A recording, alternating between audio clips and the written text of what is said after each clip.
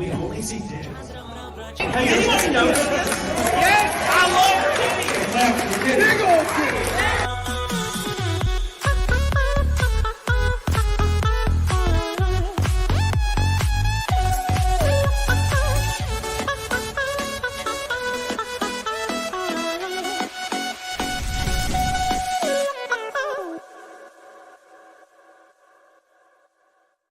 We're back for a round 2 of Critical Drinker. What's up, dude? That's all right, man. I'm just too turned on after that intro. It's Yeah, beautiful. dude, same. I love it. Every time it gets me turned. That's the whole reason I have it. I made Lofty make me a new one for my other show with Zia that I do on Saturdays, and I'm like, make it as sexy as possible to get me turned before the stream goes live. All right. Yeah. It's all about ass dancing, man. It's beautiful. Thank you. I appreciate that. Me and Dan Vask, we're supposed to get together sometime in like the UK somewhere, because apparently he can go there, but he can't go to the America because of some visa thing. And I'm like, I'll teach you how to twerk. It's gonna be so great. Yeah, that'll be beautiful. I'm so excited, dude. You just got back from London. I did, yeah. I was down for the FNT meetup. That was absolute pandemonium. So yeah, it suited me just fine. Yeah. Yeah. Well, like, we showed up at this sports bar thinking like, I can chat with Gary and we can have a beer or something. Like, there's going to be a private room somewhere where we can just chill for a bit before this thing starts. Nope, it was like full on. Like, everyone was trying to like get our pictures and stuff right away.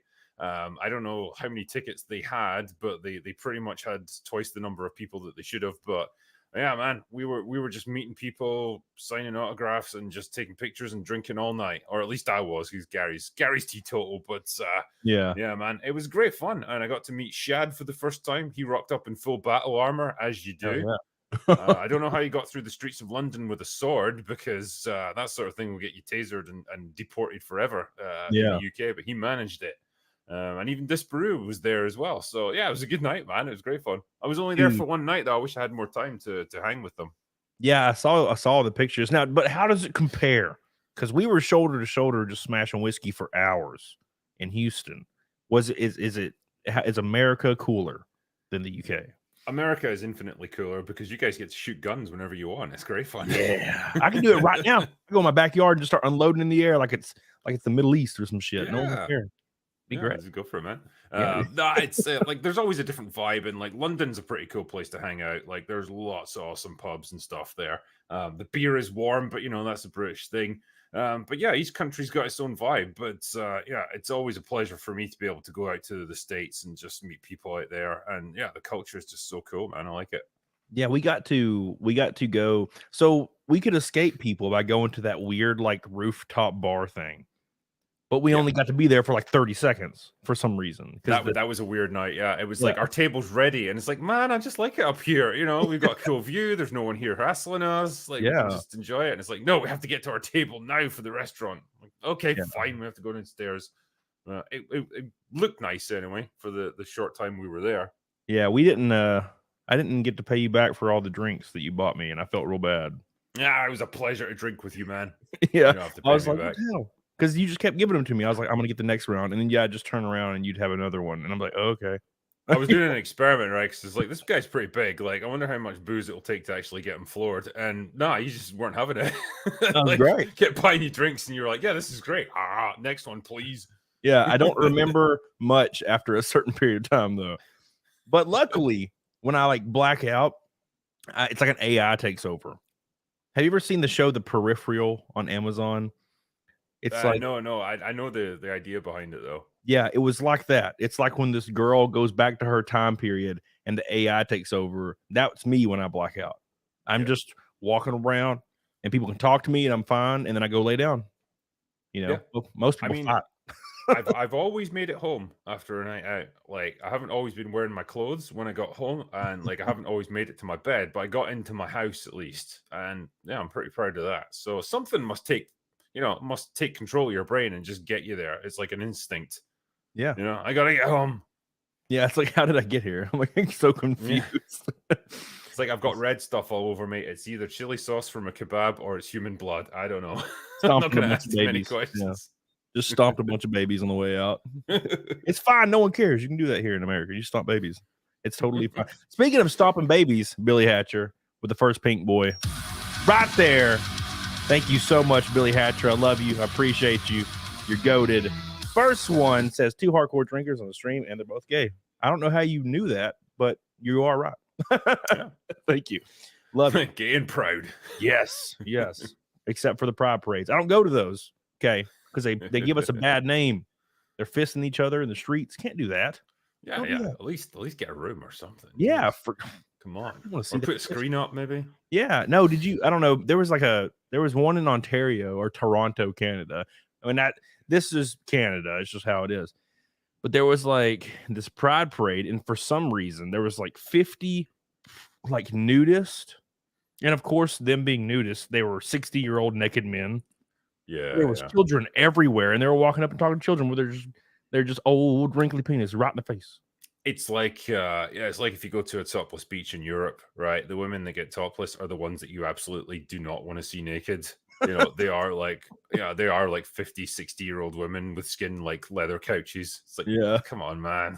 That's not what I don't like any of this. It's like I came here for a specific person. This isn't what I was promised on Pornhub. God damn it.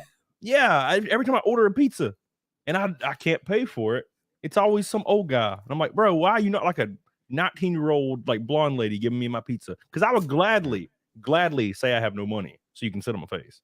But no, it's never like that. Do what you gotta do. You know? I'm hurting. I'm thirsty. Nolan says, get off early. I got off early. Get to watch y'all on pod with a drink in hand. Good day. Thank you, Nolan. I appreciate you for the first orange boy. You're goated as hell. And we are up against the 213th in a row naked snake, or 214. I can't remember anymore. We haven't missed it in 2 years at this damn point. And Drinker may do it with me today. Ooh, we never know. All right. Just tell me when. Show me the way. Show me the way, Camelot. Thank you, Nolan. I appreciate you, dude. Richard, Camelot hosts Pride Parade every stream. That is true. Especially when Nick's on. We get drunk and take our clothes off. It's great. And GJJ with a damn pink boy. I appreciate you so much, my man. I'm half a century old today, so here's a 50. Well, happy birthday, my man. And here's to another half a century.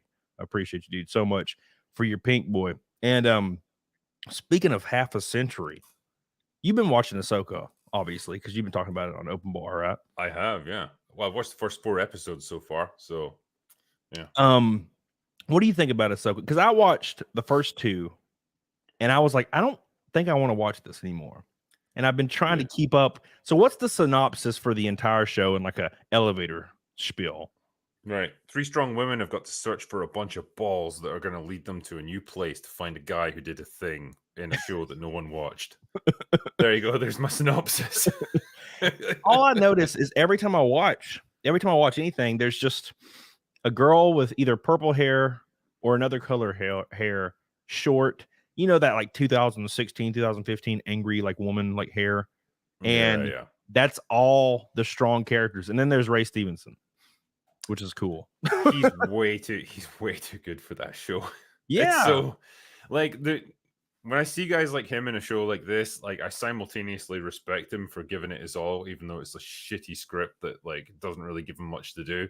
But I also feel so sad because it's like if you just turn this guy loose and let him, you know, do his thing as an actor and gave him like good material to work with, man, you'd have a great show. Yeah. He just doesn't get to do much, sadly, in this show. But yeah, it's essentially like 3 strong women. They are at the core of everything in Ahsoka, looking bored and depressed about everything. I'm not entirely convinced that they're not all just robots with like skin suits on, because there is zero emotion in any of this. It's like it's not only are they like robots talking to each other, but they take forever to speak. Yeah. There's always just big dramatic pauses between everything. It's like William Shatner without the hyperactive bit that finishes it off at the end. Man, it's a frustrating show to watch. Yeah, and because you've got good actors in it. Rosario Dawson's a good actor. Yeah. Mary Elizabeth Winstead's a good actor. Ray Stevenson's a fantastic actor, but you're not giving them much to work with here. Yeah, it's that's kind of the problem I've had with it. Is it's almost like Ari Aster or something with things like Midsummer where there's just really long pauses, and I'm like, are they doing this to draw out like watch time for Disney Plus? Like, because it's just this long. They'll just look at each other for like 30 seconds and it's zooming in and out and in and out. I'm like, what the hell's going on? Are they about to smash pissers? Or what's about to happen? I feel some sexual tension. Like, honestly, yeah, it's framed as like Sabine and Ahsoka are like the two main leads, I guess, and their relationship is framed as like master and apprentice, and like Ahsoka didn't do a good job of training her, and eventually like turned her back on her. But man, the way they play it, and I think probably what the script's trying to do is like they're framing it as a lesbian relationship that went sour, and they're trying to reconnect with each other. That's what it feels like. That's the kind of like sexual tension that's in the air between them, as much as it can be between two robots, I guess. Yeah, it's a weird one how they've chosen to do this. I just think the only way I'd be okay with it is at the last episode. It's like, is it Secret World? Is that what it was called? With Samuel L. Jackson, and he kisses the alien. Oh, Secret Invasion. Secret Invasion, yes. So Secret World. Secret World, same thing. That's why I don't remember. But yeah, he kisses the alien thing, and I'm like, I feel like if these two characters, if that's what happens and it comes to fruition that they're like in this lesbian relationship, I think they should get naked, and that would be a 9 out of 10 for me. That would definitely elevate the show, because Rosario Dawson, man, she's pretty hot when she gets them out. It's not very often now, but she's got them. But they're not going to do that. It'll be the boring Disney-fied lesbian love where they just hold hands or something. It's like, it's not come on. I'm not hard to please, drinker. I'm like, you ain't got to do much. I'll be watching a terrible movie, just an awful movie.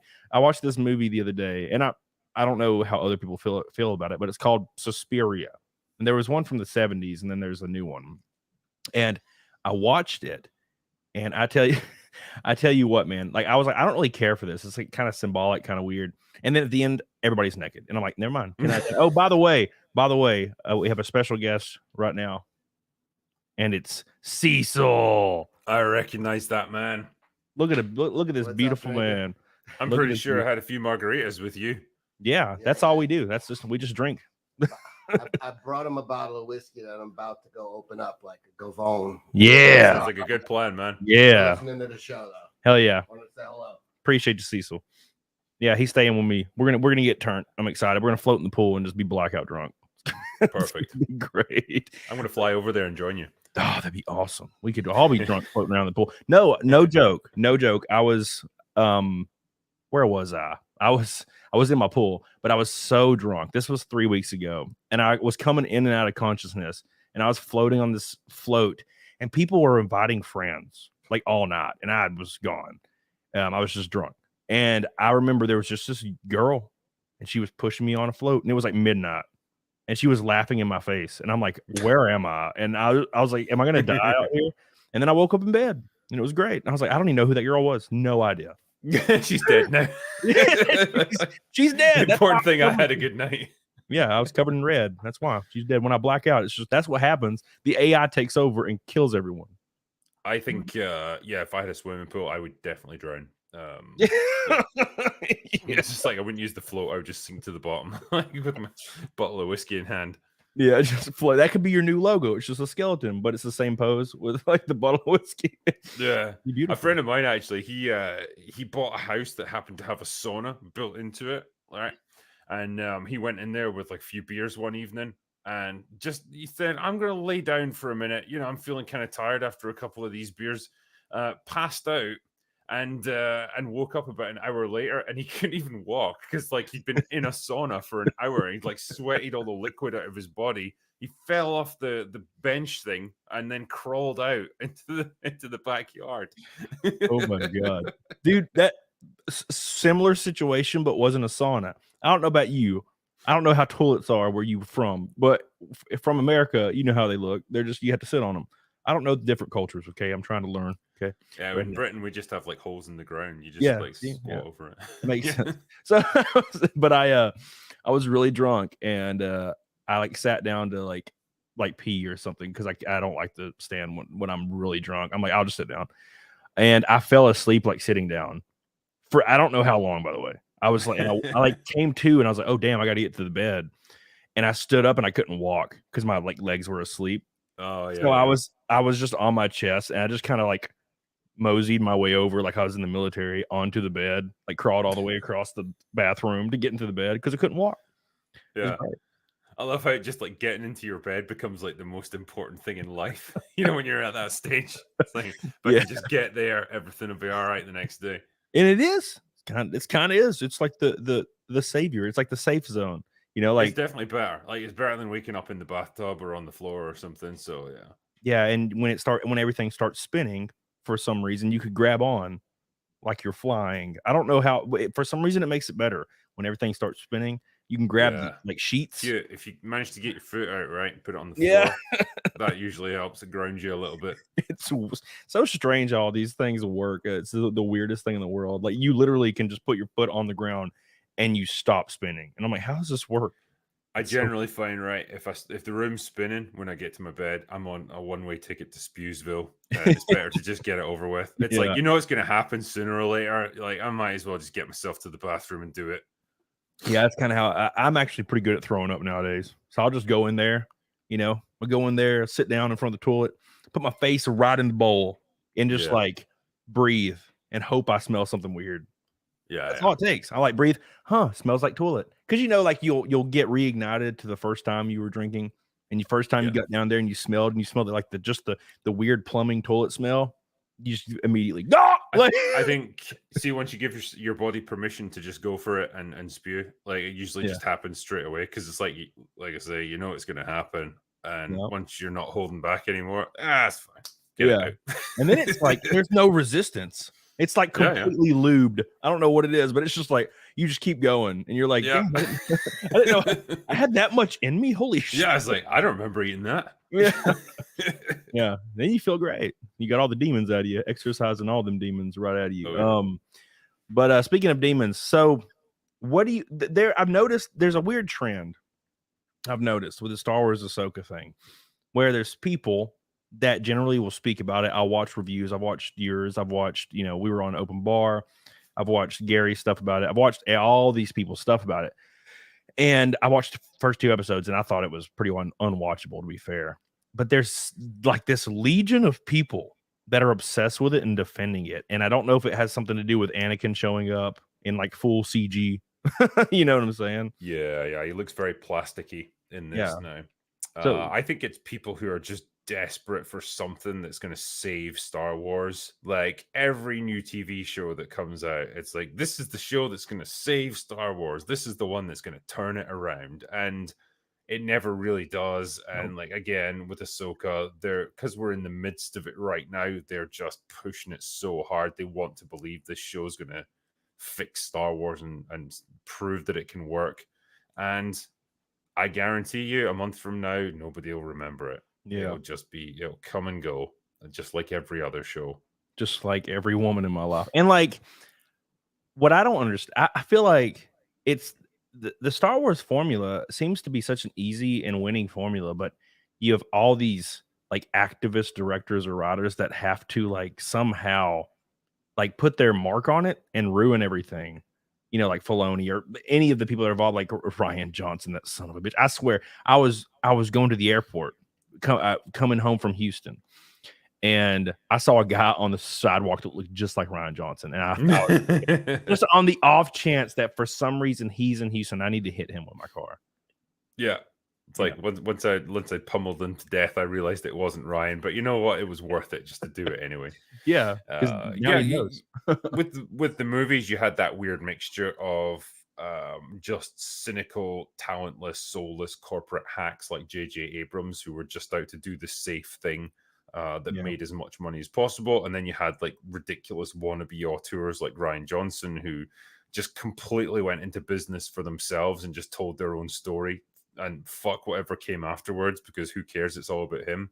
Yeah. And then in the TV show side of things, you've got guys like Jon Favreau, who I think wanted to tell a good story. Like he wanted to kick off something just back to basics, strip back, like a Western in space with The Mandalorian.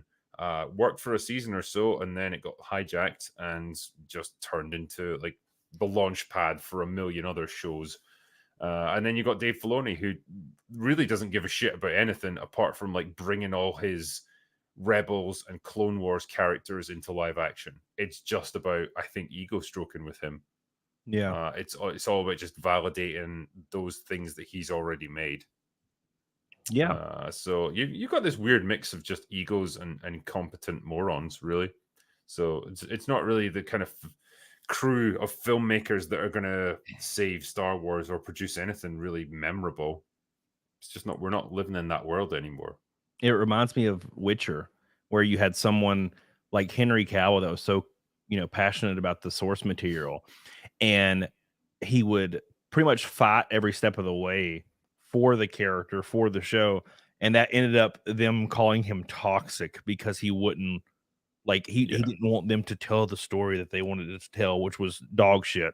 You know what I'm saying? He was difficult, apparently, because he was pointing out all the stupid shit that they were doing, and saying like, this doesn't make any sense with the books. It doesn't line up with anything that's there. How about we do something crazy, like just follow the existing story that's way better than what you're making? And it's like, for that, their egos just can't handle the fact that someone is telling them no, or is questioning the awesomeness of the product that they've made, because they've never heard no in their entire lives. That's the issue. And look what happened to him. Eventually he just said, screw it, I'm done. I can't work under these conditions anymore, and I'm out. And I think he bailed out at the right time, really, because that show's on its last legs. There's no way Witcher's got a future. Yeah, and that's kind of how I feel about Star Wars, because every time I turn it on, no matter what the show is, no matter which iteration it is, what movie it is, I can already guess, which character is which, like their motivations, just by surface level things, like their race or their appearance. Like, for example, Star Wars Obi-Wan, the Obi-Wan show or whatever. There was this episode. I was watching it because I love Ewan McGregor, and I was like, please, for the love of God, give me something that I will enjoy with Ewan McGregor in it. And there's this one specific point where I laughed out loud because, Ewan McGregor is the Obi-Wan character is escaping with the little girl, and they get to this area where stormtroopers like swarm in, and I'm like, oh shit, stormtroopers, and they're basically fucked, right? So then there's this like leader, like commander, Imperial lady that walks up, and she's like, leading this group of stormtroopers. And I'm like, oh shit. And I noticed that she's Indian. Like, she's like from India, very dark complected. And she was like this Imperial commander. And I was like, oh shit, this is weird. Like, shouldn't she be like a white dude or something? And I was like, I'm actually kind of proud of Disney for like doing this. And I shit you not, 4 seconds later, she like pulls out her pistol and shoots the stormtroopers. And it turns out she was undercover this whole time, and she's a good person. And I literally laughed out loud. I was like, holy shit, I can't believe that. Like, I was like, oh wow, I can't believe they're not going to make a non-white person the evil. And of course it was completely like bait and switch. And I was like, damn. And you can do that with every single Netflix show that comes out, especially if it's on Disney. So you can almost tell the characters' motivations, or if they're going to be good, bad, or like what have you, depending on like stuff that's really surface level, like their race. It's wild. Yeah. I've said the same thing before. It gets to the point where you can now predict how any scene's going to play out, just depending on the ethnicity or the gender of the characters in it. And like you say, they're never going to portray women in a bad light. They're never going to portray ethnic minorities in a bad light. They'll never portray LGBT people in a bad light, because those are like safe groups that you can't touch, even in a fictional world, and that's the point where you realize, well, there's nothing to do now from a storytelling point of view, because you've got no ability to keep the audience in suspense, because they know exactly what you're going to have to do. They know the rules that you're now following. And so it takes all the tension out of every scene. Not to mention the fact that it's just really slimy and cynical and just a shit way of telling stories. Yeah. And it's weird because, as would say, it just makes them boring. They're just boring at this point, because and we'll get into the Starfield thing, because that's a great segue. But it's just boring. All storytelling is completely boring now because everything is so predictable. Depending on like shit, if you had a show that was only white people, I would be confused. I would be like, I don't know how this is gonna play out. You know what I'm saying? Yep. But you introduce one character, especially on Netflix or Disney, that is somehow a minority in any way, shape, or form. You know for a fact that that character is going to either be redeemed or redeemable or actually good-hearted the entire time, even if they killed everybody like Reva, or or B, they were good the entire time all along. Where it gets really weird is when the movie or the TV show wants you to believe that a character's good, but ultimately, like everything that they're showing you makes them a horrible person. Yeah. You know, the example might be Rachel Weisz's character in the Black Widow movie, where Yeah. you know you got Ray. Can't remember his name. The basically the villain of it, Dreykov. He's this horrible guy who controls all these young women and inducts them into the Black Widow program to brainwash them and turn them into assassins. He's horrible. He's the bad guy. She is his willing accomplice who did all of this of her own free will and developed all the technology to do it, and even tortures animals and experiments on them in her spare time. And she's portrayed as like a likable, quirky, goofy sort of character who's funny and has a heart of gold at the end of it and redeems herself. Why? Because she's a woman. Like Yeah. that's the ridiculousness. But it's like everything you're showing us about this character is the exact opposite. She's a horrible person, but we're not meant to question that. That's where it gets weird. It's like Wanda. So Wanda imprisons all these people for a long period of time, and then she's just forgiven. And then she kills all the people later on, and then she's like forgiven because she decides at the very end of the next film, which wasn't even her film, but apparently it was her film, that she completely redeemed herself in like one act. I'm like, you still killed all those people. It's like it's for example, it's almost exactly like you take someone like Hitler and you're like, okay, he did all this atrocious shit, but then did one like kind act at the very end. It's like, oh, he's fine. He's fine. That's like I guess that's like trying to equate two very different things, but yeah, man, it's an odd way of framing morality. I think just it's almost like saying morality is subjective, depending on the innate characteristics of the people involved, and that's a dangerous road to go down, I would say. Yeah, it's they did that with Reva from Obi-Wan. Reva, I think that was her character name. I've already forgotten. Reva, sorry. Yeah, she did all this atrocious shit, tortured all these people, killed all these people, and just at the very end, after getting stabbed by old Vader and living somehow, that she's not going to kill Luke now. And now she's a good character. That makes her okay as a person. Yeah, because yeah, man, like I've Muller and I've talked about this. Like we both fall into this camp of like if somehow Vader had lived through Return of the Jedi and survived, like he would absolutely have to stand trial for like war crimes and probably spend the rest of his days in prison at least, because like that stuff that he did, okay, like he redeemed himself in the eyes of his son and stuff, but it doesn't erase all the horrible things he'd done for the past 20 years. People should answer for the crimes that they've committed, I guess, but Reva apparently doesn't have to. Exactly. And why? Because she's a woman, or well, specifically because she's a minority woman. Like she's fine now. It's totally great. And now every Jedi forever is just a woman. I'm tired of it. I won't. Ray Stevenson should have been the main character, and then there was no women. Like I think it's obviously it's called Ahsoka, so it's fine. Like she's the main character. But like, and you can have a show like exactly like this one where you've got Hera and you've got Sabine. Like you've got 3 female leads. You can do it, but just at least make them interesting. Yeah, and give the actresses something to work with, because what you've given us is no, they're just a bunch of robots talking to each other. Yeah, that's kind of like the thing I've been saying for a long time. It's like I don't really care what you put in a show, a movie, sexuality. I don't care about anybody's race. Just make their character good, write their character well, and they have not done that in a long time.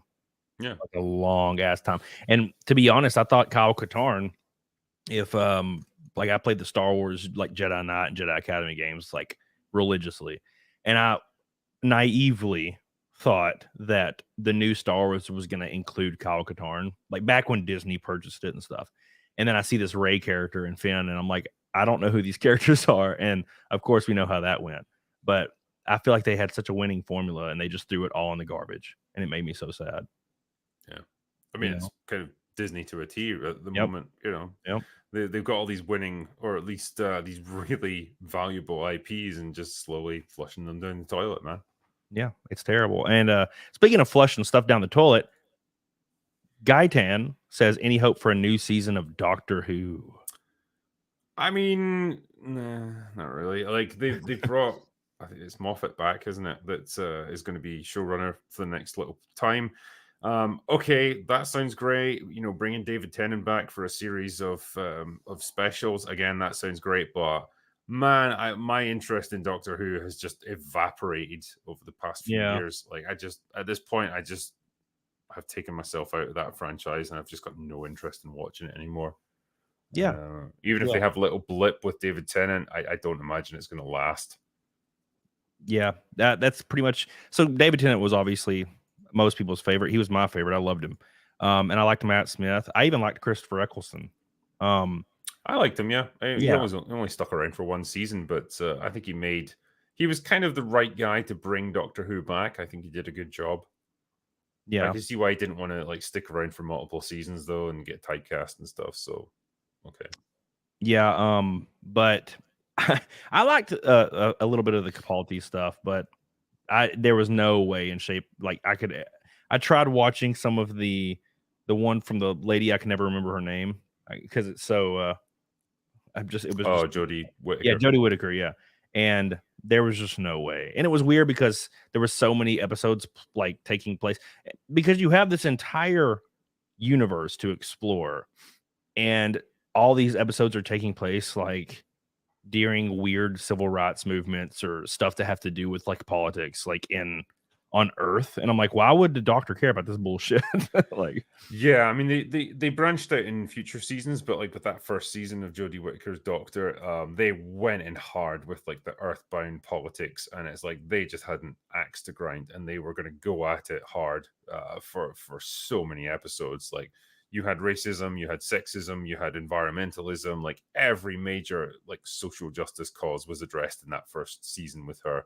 And I just thought, wow, that's a real way to signal your intentions, I suppose. By the way, someone in chat pointed out I misspoke. I said it was Moffat. It's Russell T Davis that's back. So I said that wrong in the moment. But yeah, to go back to the point though, I think the way to endear her character to audiences would have been to steer clear of that, at least initially, because, man, there was obviously the pushback against having a female Doctor. It seemed quite an odd choice after, 12 previous Doctors that had all been male.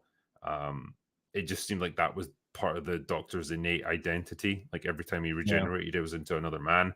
He was a patriarchal kind of figure, a fatherly figure. It made sense for his character. And so it just, when the announcement came out, the natural reaction was, here we go, it's going to be a woman, and they're just never going to shut up about it, and it's all going to be about girl power. And I just thought you could have diffused that so easily by just having that first season, not even make mention of it, just get into really good quality, adventures in time and space, which is why we watch Doctor Who, and just reassure people, yep, the Doctor looks different now, but that's okay. It's fine. You can do that stuff. It's still going to be just a fun adventure show. Instead, they went hard on all that stuff. To their detriment, I guess, because they just proved all those haters right. Yeah, and that's weird because there's been so many shows, not necessarily Doctor Who, but there's been so many shows where actors were cast as a very popular character's role, and people were pissed off on social media about it. And then the show comes out or the movie comes out and they do a fantastic job and it shuts everybody up and there's never a conversation about it again. They're like, so-and-so did a great example. Heath Ledger, when he was cast as the Joker, people were like, how the hell is Heath Ledger going to do this? Heath Ledger is a terrible choice. And of course it comes out and he is amazing. like Mhm. like iconic, and no one talks about that shit anymore. Like no one goes back and goes, oh, I don't really like Heath Ledger should have never been. No one says that shit because he shut him up by doing, a good job, like an amazing job. And that's all they had to do with Jodie Whittaker's Doctor. Is just make a great story, great character, and make it fun. And of course, they had to use that like utility belt of okay, the Doctor's a woman. Now we have to push all this messaging into your damn face, as if we already didn't know racism is bad. Yeah. No. It's like I don't know if you guys got this over in the States, but there was like a little promo teaser trailer for it, and like she's in this giant like cathedral like room with a big glass dome overhead, and it all just shatters and like falls down around her, and she goes like, "Oops." It's like, okay, we get it. Like the symbolism is so thick you could like choke on it. It's like, okay, Yeah. you've shattered the glass ceiling. Congratulations. It just like it creates such an element of smug, in your face, like, ha, we did it. We took another thing away. Yeah. That's just it's such a crap attitude to have. It's like how to turn the fan base against you, Yeah, it's like you said, that's actually a good point. Every time they do these things, I've watched movies where the symbolism is in the vein of activism, but it's not on the nose enough for it to be annoying. It's kind of like you have to really, really read into it. Whereas all this new stuff that's coming out, which it just feels like it's entirely driven by activism, is so on the nose that it's not even funny. Like I was watching that Peripheral show I was telling you about, and it's supposed to take place in like 2090, which is like a long damn time away. And there's this adopted mother, and she adopted a black son from like this or from this area that was pretty much desolate. And she gets this black son, and she in a scene she implies he's not intelligent because of his origins. She's like, I know you don't understand because your origins. And he looks like really upset when she says it. And I'm like, this is 2090. Like, Yeah. like people don't talk like that now, let alone in 100 years. You know what I'm saying? It's just so silly and so on the nose. I was waiting patiently for her to say something like disparaging against him being black. And I'm like, and of course it came right on your face. And I had to rub it in and shit. The towel couldn't get it off. It was terrible. It's like there's a good example that I've just reviewed recently called One Piece on Netflix, which is like, I don't know, best to describe it, like it's based on Japanese manga, but it's like Pirates of the Caribbean, but with like heavy fantasy elements thrown in. Right. And there's a very diverse cast of people there. But they don't make mention of it. They don't feel the need to constantly hammer you over the head with the fact that they're diverse, or like to bring up current day socio-political issues in such an obvious way. And so it's fine. You just enjoy the show because it's escapism. It definitely deals with political themes, but it's all woven into the show in a way that makes sense. It's part of the fictional world rather than just this weird tangent that it goes off into to lecture you for 5 minutes and then get back to the story. And it can be done, but the only reason it was done like that and done well is because the original manga author had creative control over it, and he was able to force Netflix to like reshoot and rewrite a whole bunch of scenes because they were trying to inject current day ideology into it. And he was like, no, fuck off, we don't need this stuff, let's just do it right and do it the way it was done in the manga because that was better. And they had to do it, and the end result is a show that people are really enjoying now. Imagine that. Shocking. Imagine that. I can't believe it. Yeah, it seems like whenever I do something and I'm not beaten over the head with the same shit every single time, like they're going to hit every single point, and when I'm not experiencing that in some form of escapism, I end up really enjoying the experience, like Elden Ring, for example, because Elden Ring, I just played the game and I was killing things, and I did it for hours and hours, and I explored the world, and it was great. There was no windows that popped up that told me to check my privilege. It was fantastic. It was a fantastic game, which is weird because my buddy Lofty. So there was this incident recently, and I'm sure you're aware of it, where Az had this rant on stream about like pronouns being in Starfield, and it was basically in escapism, and he's tired of it. The whole point, which a lot of people missed completely, was it is in everything, and I'm just trying to enjoy my day. and enjoy a game. And no matter what happens, I'm hit in the face with the same shit I see on Twitter, the same stuff I see on Disney Plus, the same stuff I see on Netflix, the same stuff I see on college campuses. Everywhere you go, it's the same. Oh, just so you know, I hope you know about this. It's like, yeah, we know. Okay, I'm trying to play a video game right now. And my buddy Lofty was like, oh, it's the same thing, because basically to the audience, in Starfield, they make you choose like pronouns for your character, he, her, or he, him, she, they, all that stuff. And if you choose male or female, it will auto apply it to your pronouns, but they're still there. It still says prefer pronouns like after you click male or female. And Az was really upset about this, and it blew up everywhere because Dan Vasc threw him to the wolves. And we talked about that because Dan Vasc was on my show yesterday or Monday, and he was like, yeah, I gave him some heat, and I did not realize what was going to happen. Because so many people missed the point, and they thought he was literally angry just because, his pronouns. It's like, hey man, it's a small thing. Why don't you just, do it and not think about it? It's like, well, if it's a small thing, why is it there? And if I could skip it, if you could opt out of it, that would be great.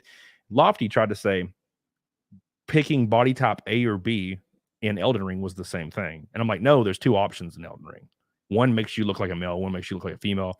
They just basically didn't say male or female just because they knew people in the West would start crying. So they went about it in a good way.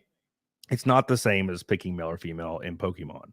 The pronoun thing is the entire point of it. It existing in the game means we, accept the forced language, which I don't really need it in, escapism, what have you. What did you think about that whole event when it went nuclear? Wow. I mean, yeah. I mean, Azzy's rant was the rant to end all rants. Like, I think that's probably the most angry I've ever seen him. It's glorious to watch someone just absolutely let loose like that. As far as like what he's trying to tackle there, like, yeah, like you say, I think it was obviously a response to a much bigger issue than just one stupid menu option on one game. It was a much bigger thing of just like all of this stuff just gradually encroaching into the sort of escapist entertainment that we all want to enjoy. And so, yeah, man, it obviously brought a lot of heat to him, which probably is not an easy thing to deal with, but it also gave him a ton of extra subscribers and stuff. So like, there's bonuses to it, I suppose. And yeah, it's ultimately one of those things that I think it's kicked off a much bigger debate. That was like the match that's lit the powder keg. And suddenly like this is there's loads of other people weighing into it. I think even Dr. Disrespect had something to say about this stuff. So it's it's obviously a big issue that people are starting to notice more and more. I guess I'll just be interested to see where it ends up going.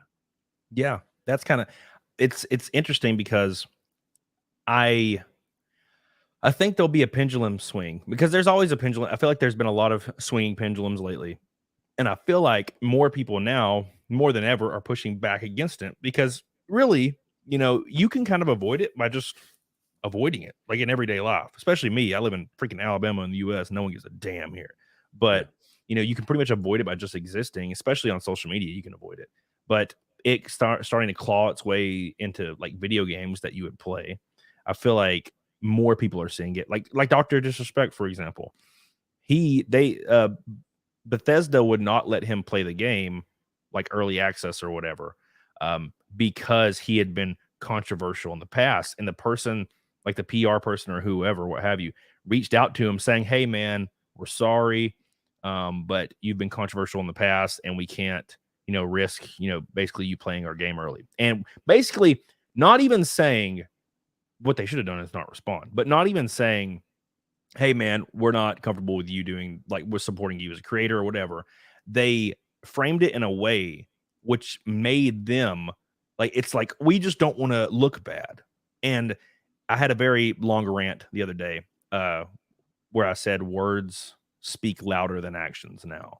Whereas Bethesda can openly tell somebody in DMs, which can be released, that they don't want to look bad, and that's why they didn't do this thing.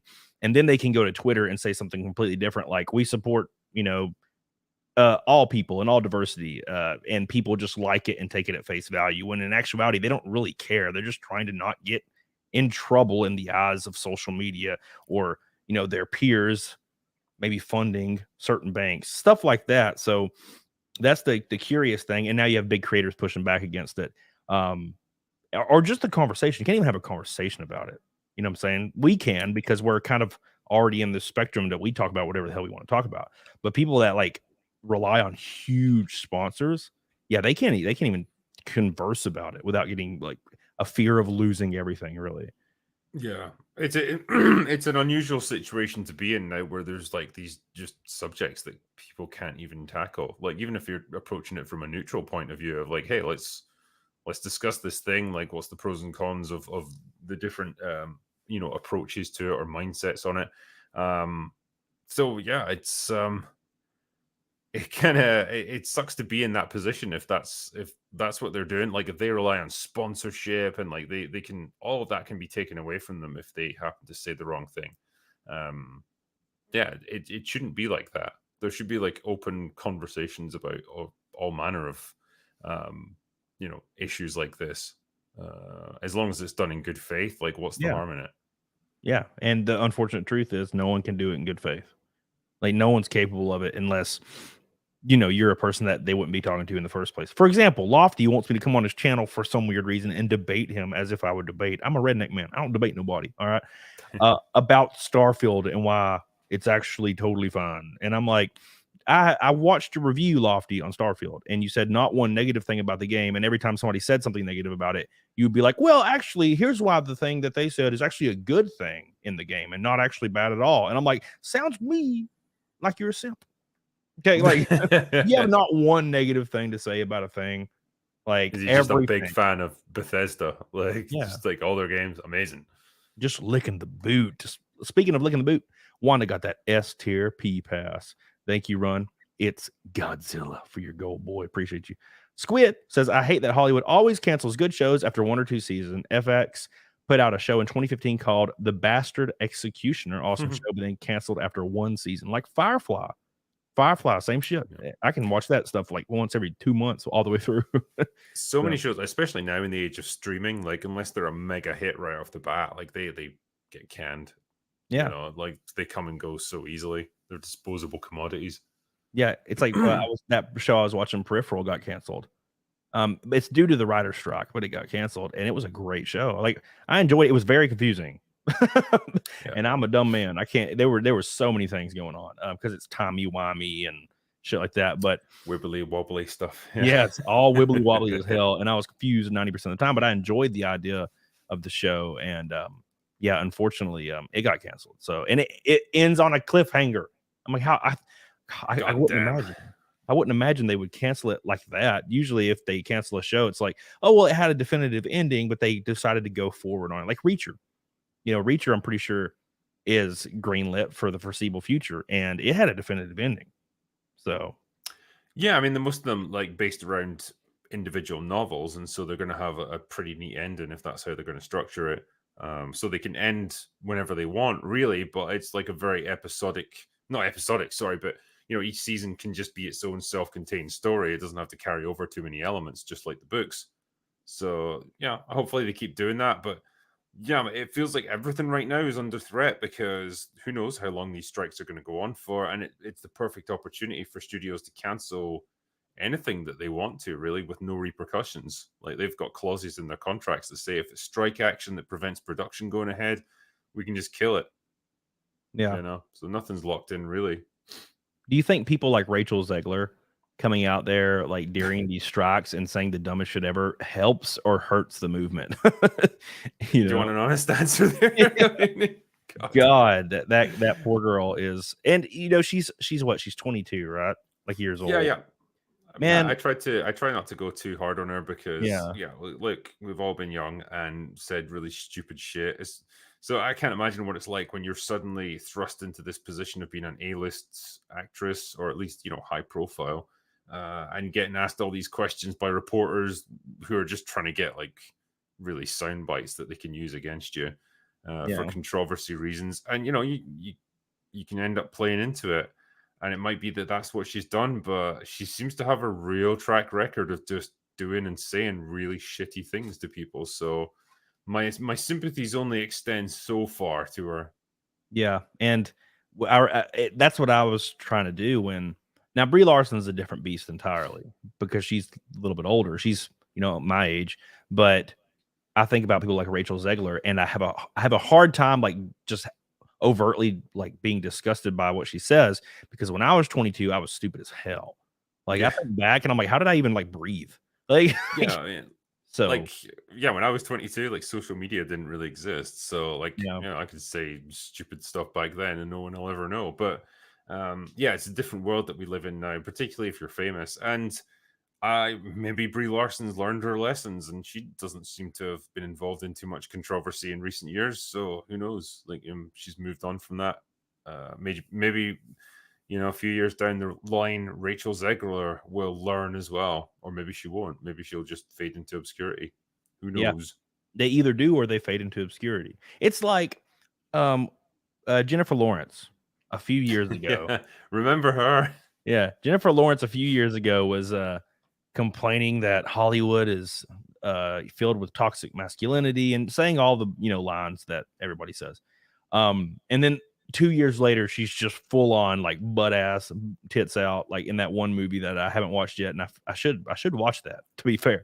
But she's just straight up like this sleazy character, just naked, and I'm like, but you literally said 2 years ago that all this is evil, toxic, blah, blah, and now you just butt ass. And it's why is because you probably weren't getting as much roles, I high think, paying roles. yeah, Jennifer Lawrence is a funny one because I would challenge people to name me apart from the Hunger Games, right? But that didn't rely on her star power because that's really what turned her into a star. Like she was an Yeah. unknown when she got cast in that. But yeah, outside of the Hunger Games, name any movie that she's headlined that's actually been financially successful, that's turned a real profit. It's not happened. Yeah. So like her career was kind of a smokescreen anyway. Like she kind of bounced from like flop to flop or just marginal successes, and yeah, she just seemed to have this aura around her for a few years that she was the next big thing, and she wasn't really, and now no one cares. And that's, I guess, sometimes when you start to see the nude rules creep up. Yeah. It's like, well, it's a way to get attention. I'm And all she about it. didn't she get caught out by the fappening as well? Where it's Oh, like, dude, well, I was about everyone's to say that we're on the same page. Yeah, I was so yeah. So the world's already seen you naked, and so yeah. there's not much to hold in reserve there. You might as well make use of it while you can. All I know is like every time I watch a movie, it's like asses and dicks the whole time. And I'm like, can I just have like a side boob? And Suspiria gave me that. And I'm thinking to myself, look, I don't have no self-respect. If you offer me $10 million to be full frontal nude, and you best believe I'll do it twice. I don't care. All these actors have all this self-respect. I would never go that beneath me. It's like, what are you talking about beneath you? Jesus made you this way. You should be very Yeah. kind to Jesus Man, about this. at this point in movies, I would settle just to see a bit of cleavage or something. Like you don't need them to be full on Yeah. naked. Just give us some kind of like sexual attractiveness. It's not a crime. Yeah, just give us a woman. For example, I was talking to Cecil about this today. How all we needed was you to have an Indiana Jones movie where Indy's older, he has a son or a nephew or something that's failing constantly, that he doesn't have a lot of confidence in, but he deeply cares about, but doesn't show it. And then they go through this adventure and he proves himself to be a worthy successor. And then the next movie is somebody like played by, I don't know, throw out a name like somebody like Chris Pratt or something. And then just put like a different woman in every film in a shiny red dress that's hot. And then that's the love interest. And then they fight things. And then there's like spooky stuff happening. That's a winning formula. But instead, what we get is an angry woman that's just yelling and being like talking down to Indy, how she's smarter, stronger, quick-witted the entire movie. And Indy's just following her around aimlessly. And I'm like, that was never going to be a winning formula, Yeah. That movie was pretty much exactly what everyone expected it to be. Yep. And it was funny. We could all I don't think people were even that mad about it because it was just a case of we knew this was going to suck. We knew this was going to be a terrible film. And I'm glad we can all just agree that it's terrible and never speak of it again. And we all just kind of collectively moved on from it. And yeah, the box office was terrible.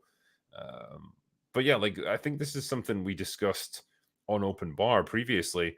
You know, part of the success of a film like Barbie was that it was just marketed specifically towards a female audience. Yeah. Whereas up until recently, what they've tried to do is take traditionally male franchises and genres like science fiction with Star Trek, or you know the Star Wars or the MCU. You know, they weren't exclusively male, but they have, you know, the predominantly male audience. And they tried to make it appeal to women by having all these like strong female characters as the leads, and usually having them talking down to men. And it didn't work because you still weren't really getting women into these things in large enough numbers, and you were starting to turn off the guys from it because you were just making them and all their characters that they used to enjoy look like shit. Yeah. So they're not going to keep supporting you if you feel like, if they feel like you're just belittling them, they're going to move away to other things. So it was a self-defeating plan. Whereas with something like Barbie, they just said, no, this is for girls. It's pink and it's vibrant and it's colorful and there's loads of like pretty dresses and all that stuff in it, and the feminist angle to tie it all together. And it was massively successful because it was just targeted specifically at them. That's the difference. Yeah, it's weird because all you have to do is take for example, if you took a movie and made the character is a feminine, like witty, you know, smart, likable character, and also she just happens to be a female, and she uses her feminine attributes to make her way through the film through any obstacles, and also she's, you know, leaning into that, then women would like it more than just quite literally just casting a woman in as a male character and then not changing the character at all. And that's why Barbie, for example, like it's like hyper feminine, right? And it's like what women like, and it's like it's geared literally towards women. It's not just a bunch of superheroes that have muscles and are punching stuff, but they also just happen to be women, right? It's really silly. I mean, it's weird because like I would have said before that movie came out, like, wow, this is like really over the top, playing into the stereotypes that like women just like pink things and bright, colorful dresses and stuff. Like, God, that's so like reductive and simplistic. Yeah, weirdly it worked. So hey, who am I to judge? You know? Yeah, for example, if you came out with a movie like Magic Mike, but it was like Magic Melissa, and then it was just chicks stripping, I'm pretty sure the male demographic will go see that movie and be really happy about it. You know, I mean, you assume so, yeah. as long as there's titties, they better not be. It better not be a movie about mean, strippers and you don't see a single titty. Well, I mean, Paul Verhoeven tried it with the Showgirls, and wow, that did not work out. No, it did not. No, but you got plenty of tits in it, so yeah, that's good. Every cloud has a silver lining. Berg Fleeka says every media outlet and even escapism is preaching that alpha men are intrinsically evil and flawed. As a female, I miss the strong male heroes and role models. Hope we can change this soon. I agree, Berg Flicka. Yeah, thank you. I agree. So I saw you tweet about Jessica Alba, and you were like, "What happened to Jessica Alba?" Yeah, like I really should have done my research on this one, because it's like I find out like, oh yeah, so she left acting to become a mother, and then founded like a homeware company and stuff, and became like a billionaire, like ran a $1 billion empire. Wow, she made some good choices there. Got the hell out of acting and did something way more profitable.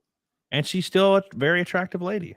She is, yeah. But like initially, I was just like, God, I remember her just being massive in the 2000s. Like she was really touted as like the next big A-list starlet. And then she just seemed to disappear almost overnight, and I never understood what happened to her, and I was too lazy to look it up, I guess. Yeah, I always remembered her. She was in this movie called Eyes, maybe? I think it was called Eyes, like eyeballs, and she just is blind. And her character, like, no shit.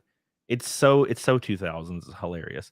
Her character was like this nerdy, like kind of like socially what's the word, not outgoing, awkward, you know, kind of like glasses girl with like no like blind and silly, and all but by the way, she's also Jessica Alba and super hot. It's like all those weird 2000 comedy movies where the nerd girl was super hot and she just wore glasses and had like fake You zits. remember? Yeah, I remember.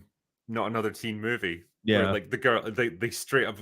They have to give her a makeover, and all they do is just like take her glasses off, and she suddenly becomes absolutely gorgeous. That was every one of them. It was like this girl that looks perfect, but she has glasses on, and then she has like oversized clothes, and she has a crush on like the main football player guy for some weird reason. And then at the very end, the main football player guy like takes her glasses off, and she's just hot. And I'm like, what? She's always hotter than the main hot girl, like the angry hot blonde lady in every one of those movies. She's more down to earth. But I did like Jessica back in the day. There was Jessica Alba and Jessica Biel, and both of them were just hot. So I miss all the Jessicas. All the Jessicas are gone now. Even wait, no, that's I was about to Scarlett. Well, I feel like we're struggling a little bit for really hot women in movies at the moment. There's just not much to work with. Well, Scarlett Johansson's still kicking around, but like not as active now. Yeah, well, it's because if a studio casts an over-the-top attractive woman, then they'll be chastised for attributing to the negative effects of body image and how it's unrealistic to be attractive. And I'm like, what do you mean unrealistic? She's standing right there. I see her. She's not a fake person. She's realistic. Yeah. Well, like meanwhile, the guys are expected to have the bodies of like professional athletes and stuff. Like, yeah, okay, that's fair, isn't it? It's like that scene where they rip off Thor's clothes and he's just jacked and naked. Yeah. Where's that scene for us? I want the scene where Jessica Alba's clothes are ripped off. Where's that? All I want is balance in the universe. Yeah, and there's none.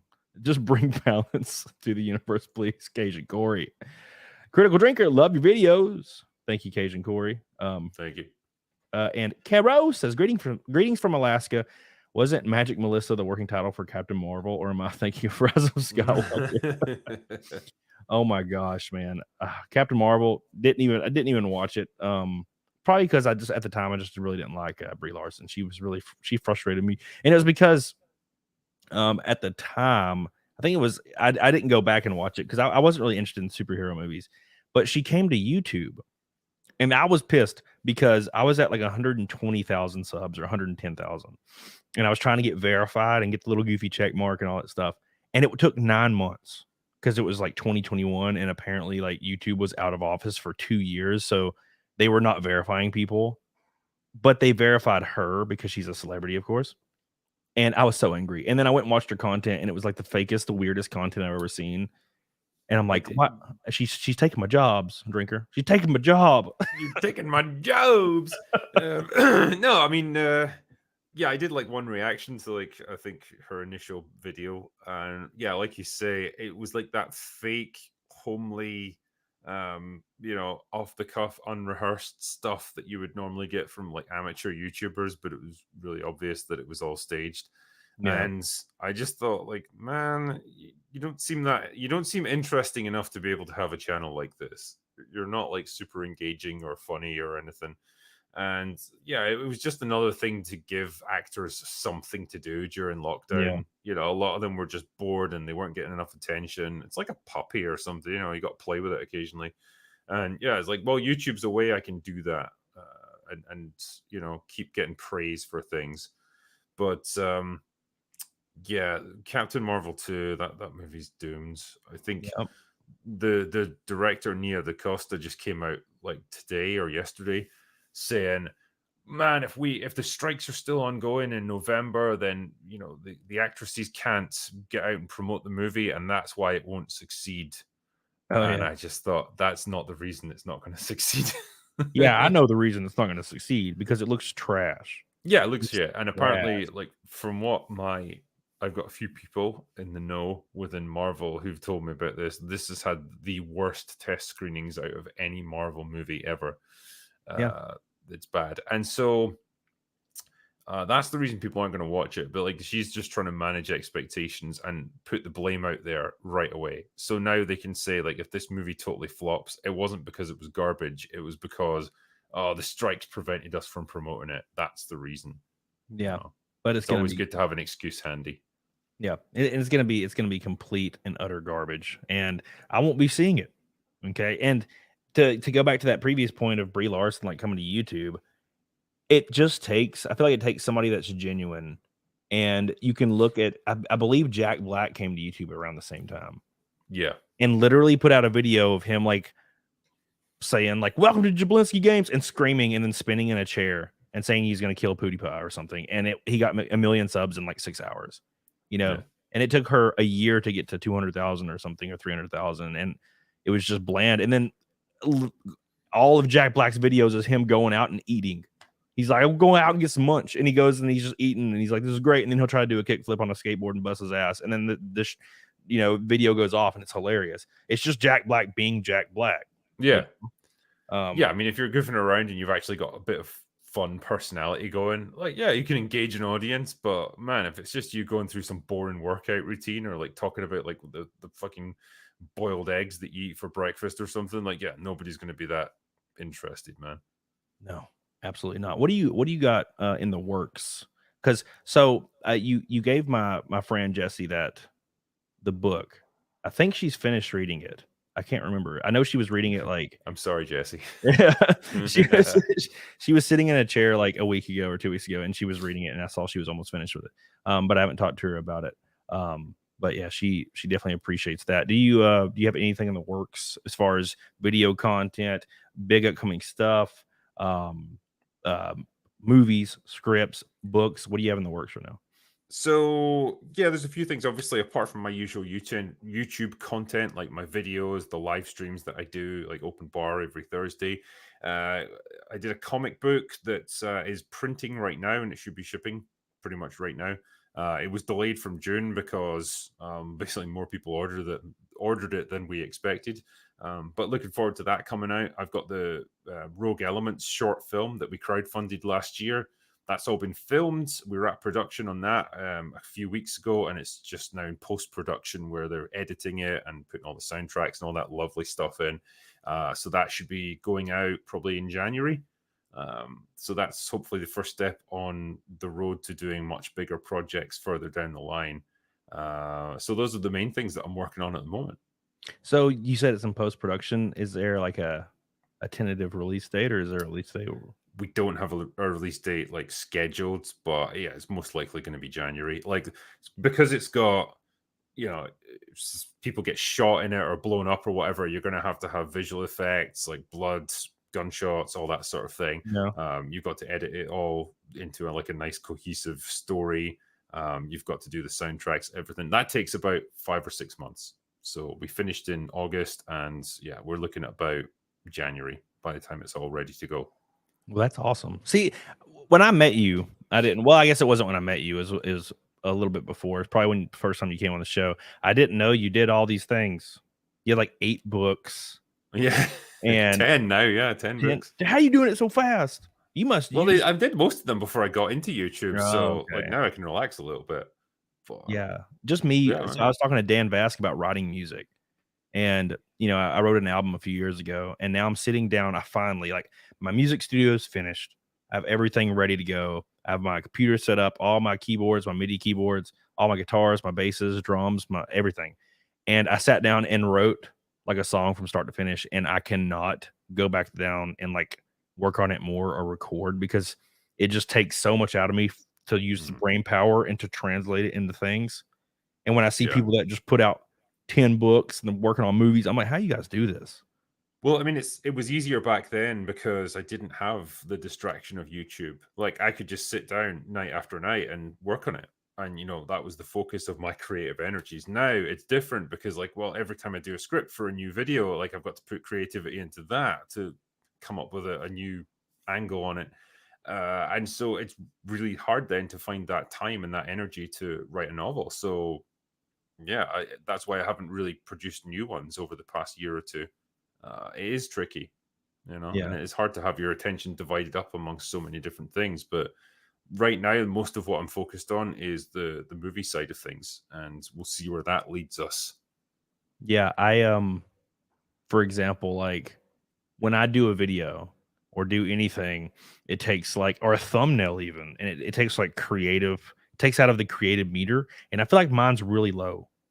Like it's really small. Like, you know, when you play like Elden Ring and you never upgrade vitality and your health is just that big. That's me in creative. If I exhaust it, it's over for like a month. I can't do anything. Yeah. You know, That's just the way it is now. Like it's we get a lot of distractions, and distractions are just the death of creativity for me, at least. It's probably the same for a lot of other people. Poopa Chalupa says Actman just uploaded a Starfield hot takes video. Think it will include ads? I'm sure it will, because the Actman's a good friend of mine. I've had him on my show before, and we talk a lot about old games and stuff. And he came out and was one of the people saying that basically Az's reaction was an overreaction and was like trolling him all day on Twitter. And people were so mad at him, and it turned into that weird tribalistic thing, you know, like how if you don't side with this person, then you're completely against the other person. And I'm like, look, I love Ackman. I think he's great, and I think maybe he just he thought the reaction was just a little too hysterical, and now he's gonna troll it. And people were calling him a hypocrite and going crazy, and I'm like, I feel like it's not black and white. You know what I'm saying? I think because this is such an emotive issue, and people are just now so mad about it, like it's really difficult to have a nuanced take, because people either say that you're on the fence or like you're not really supporting the people that you should be or that you used to. So I guess he's been put in a tough position, but like I know he's taken a lot of heat for it. Yeah, that's for damn sure. Speaking of a lot of heat, we're coming up on 20 to 30 minutes before this is over. I appreciate Drinker. We're gonna talk about a few more things. I need to get movie recommendations, because every time I do, I watch them and I love them, and then I don't know what to watch, so I got to do that again so I can have some material. Tricky says, haven't seen a movie in theater since 2019. Been enjoying finding old 80s cheesy B fantasy films recently. Bonus are the ones with boobs. Locked it down. I said this a year ago. Yep. There's this movie where they're in space. It's like Alien, but it's not Alien. And they go in this giant, like spooky ass place. It's really dark. Everything's filmed really dark. And there's a giant worm, like a big fat ass worm. And it like starts like rubbing all over this lady, and it's like killing her, I guess. But it's not using knives. It's just using its worm like floppies. And it's just rubbing it on this like lady that's just like bimbo 80s, like blonde, giant titties. Yeah. And her clothes just like fall off as it's like rubbing on her. And I remember being a kid and watching that on VHS and being like, this is the greatest thing I've ever seen in my entire life. And somebody in the chat, like Cloud Crusher, says Galaxy of Terror. And I was like, I can't believe that people found it for me, and now I can go back and watch it. The internet always delivers. That's the great thing about it. Yeah. Life Force was another one like that, where the evil alien took the form of a naked young woman, and she was pretty much butt naked throughout the entire movie and just went around seducing guys. That sounds like a blast to film. Yeah. I remember being like a dumb teenager and watching those kind of movies. Like what I think Species was one. Oh yeah, that turned a lot of boys into men. That film. Yeah, and I remember being like, you know what? Because I was like a kissless virgin when I was a teenager. I was like, I might die. I might just die so I can experience this. It was that important to me. I'm like, you know what? I might die, but I might let her kill me. And then there's worth it. Yeah, Splice. I think it was called Splice, right? With I think it was that dude from The Pianist. Can't remember his name. Adrian Brody, maybe. Yeah, wasn't that? Anyways, and there was this like they get this alien baby, but it starts aging really fast, and it's like a girl, and it gets to like a woman age, and it's kind of hot for some reason. And of course, Adrian Brody's like, it like seduces him, and he's like, yeah, I'm just gonna have sex with this alien baby, and then he just has sex with this alien, and then it turns into like a man. And it like starts killing everyone because it's like an alpha. It's like jacked and scary, and I'm like, damn. And I loved it. I remember watching that shit and being like, she's like looking at him seductively, and I'm like, oh my god, is he about to fuck the alien? And then like the pants come off, and I was like, oh my god. I was like clapping. I was like, yeah. When movies just go exactly where you expect them to, it's great. Oh my god, dude! I have such a good example of this. Oh my god, there was this show. I think it was called The Sinner or Sinner. It's like a TV show, and it has the dude that played the president in Independence Day, and he's like a drunk, but he's a really great detective. In the first season, there's this girl, and like she ends up dead, and he has to solve why, like, the crime of why she's dead. And it goes through all these like flashbacks. And she has a sister, and the girl's terminally ill. And she's like really jealous of her sister because her sister is like hot and she's like experiencing dating with boys, and she's like, they're both teenagers, you know. And but the sister that's terminally ill can't leave the house. So she's like super jealous of like all this like sexual encounters and all this crazy stuff that her sister's doing. And there's like this really like fucked up scene that I was cheering, just like the time, where she's like, she was telling her sister, she's like, I just want to experience what you get to experience. Like, I don't even get to experience like the touch of another person. And she like crawls into bed with her, and I'm like on the edge of my seat, right? It's like I'm basically like watching a World War II movie at this point. And she gets in the bed with her, and I'm like, oh my God, what's about to happen? And then they like kiss, and I'm like, oh my God, like that's pretty cool. And then she like reaches under the covers, and I start freaking out. I'm like, holy shit. And I'm like cheering. I'm like, yeah. And I remember specifically, I was watching it with this girl, and I was like, masturbator, please, please. And oh my God. And she does. It was the greatest shit I've ever seen in my life. I was just couldn't believe it. I have not experienced that many times in my life. And I'm from Alabama, so it makes sense. Yeah, it's almost like the filmmakers are sitting there thinking, I know what the audience expects at a moment like this. And you know what? I'm going to give it to them. Yeah. You guys earned it. Thank you, God, everyone. Appreciate you. Wrathchild liked Guardians 3, but it was a long time since I loved a movie. Only appreciate movies nowadays is making me feel empty watching them. Okay, so Wrathchild. I agree. I liked Guardians. I loved, Drinker told me to watch this in Houston. I loved RRR. It was like a masterpiece. I loved every moment of RRR. Loved it. God, it was awesome. I think it's just rare that you see a movie when you can just tell like they put a lot of passion into that film, and they really like made the most of what they had. And that's just a perfect example of it. Like you can tell they gave it 100%, and they really believed in what they were doing with that one. It wasn't just some the 10th sequel to like a cinematic universe that's just bought a bunch of jobbing actors and directors in because like this is what the corporation wanted for them. It's something a bit more than that, and that's nice to see. Victor Olmstead in the chat says RRR is fun, a little too long. No, it was not long enough. It was not long enough. I wanted more. Please God, and Ray Stevenson was in it. It was fantastic.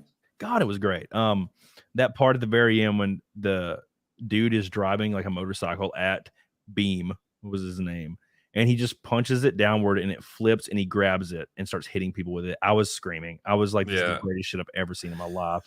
Like it was beautiful. And then there's, of course, it's like a Bollywood film, right? So they'll be like at a party and everybody's talking, and then all of a sudden one guy starts dancing, and then everyone's dancing. God, it was great. It's such a weird insight into like a very different culture and a very different way of making films, but you can still just appreciate like how vibrant and awesome it is. And it's interesting to see Americans' take on it, because like I know, especially for you guys, like it's much more conventional kind of cinema over there. So I was always curious like how well it would play, but like people seem to have really like embraced it, so good on you. It was like there's just random parts where they're singing. Like there's a scene where he's getting like whipped, and he's just singing, and I'm like, why do I love this so much? And then the lyrics for the songs were hilarious. Like they're like, there's this really long like brotherly love scene where they're becoming friends, and it's like I'm reading the lyrics right at the bottom of the thing because I watched it in Hindi or whatever. The lyrics are like, what an unusual friendship of two unlikely opposites. I hope it doesn't end in bloodshed, is like the lyrics. And I'm like, fuck. And it's pretty on the nose. Yeah, it's pretty on the nose. And then at the end of the movie, when he breaks the dude out of prison and he can't walk for some reason, and he's holding him on his shoulders, and they're just flipping around like on the shoulders, and it's playing the same song, but it's like aggressive, and it's like, what an unlikely friendship of two opposites. And I'm like, this is fucking awesome. And of course, then eventually he could, for some reason, walk after he rubs his little dirt on him and then prays. God, it was it's like the quickest healing ever. It's great. Yeah, and he just had really nice red pants on. He's just like and like shooting arrows better than Legolas. And then it's the song's lyrics are literally just Bimo and Rama over and over. It's like Bimo, Rama, Bimo, and that's their names, and they're just killing people. Yeah. They did such a great job. I just wish there was more. I need an RR2. And then there's the very end. There's like a political thing, and they're just like chanting and cheering, and it's showing all these world leaders. And I'm like, this is awesome. I loved it. I loved every moment. How dare you say it's too long in the chat, Mr. Victor Olmstead? God, I needed more hours. More. Speaking of more hours, a big red boy from Disco Cobra. Whoa. My God. Look at this ripped man.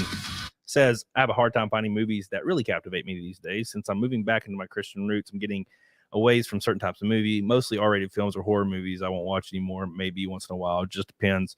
Yeah, it is hard. And maybe it's getting older. We've seen a lot of stuff play out. We kind of expect a lot of stuff. And also, I feel like writing, especially in modern, like popular Hollywood, is so bad now that it's just, there's just not a lot out there, you know? I think this little period that we're in now with the strikes and everything, it's going to give us a nice break from the crap that we've been fed for the past several years. And so this is a great opportunity to go back and look at older films or experiment with other films from different cultures and stuff. You know, whether it's going to be India, like the Bollywood movies, or whether it's South Korea, like they're producing like really cool stuff. It's a great chance to just try new things, I suppose. Yeah, and for example, I watched one of my favorite movies ever. Coincidentally, is a zombie movie, which is hilarious. But because my previous favorite horror movie or favorite movie ever was a zombie movie, which is weird. But I watched Train to Busan, and I thought it was like a masterpiece. Like great. It emotionally evokes you. Like there's action. There's just it's just how are they able to evoke so much emotion? And I can't even understand the language. And I'm like losing my shit, tears. There's a great character arcs for like the protagonist. There's really cool, like likable supporting characters that you feel bad for when they die. And it's all like set against this backdrop of a zombie apocalypse. Like it's what's not to like, you know? Everything just fits together perfectly in that movie. Yeah, man. God, what a great movie. I watch it all the time. I actually made my mom watch it. So I don't talk to my mom very often. And I called her like an hour after I watched Train to Busan the first time.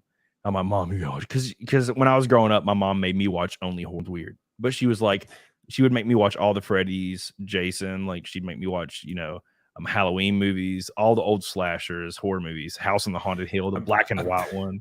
I'm picturing like 5-year-old you just sitting in front of the TV crying because you're having to watch like all these horrific films. I was getting to see so many titties, so many titties.